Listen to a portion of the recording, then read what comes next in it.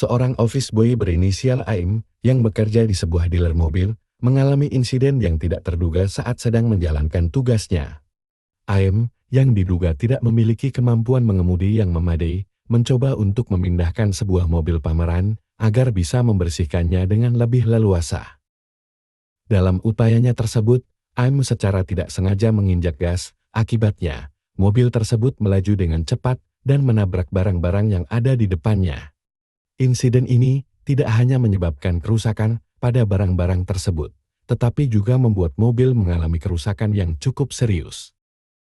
Kejadian ini pun menarik perhatian banyak pihak di dealer tersebut. Meskipun AIM mengaku bahwa tindakan tersebut tidak disengaja, insiden ini menyoroti pentingnya pelatihan dan keterampilan yang memadai bagi semua karyawan yang mungkin harus berurusan dengan kendaraan, bahkan jika peran utama mereka tidak terkait langsung dengan mengemudi.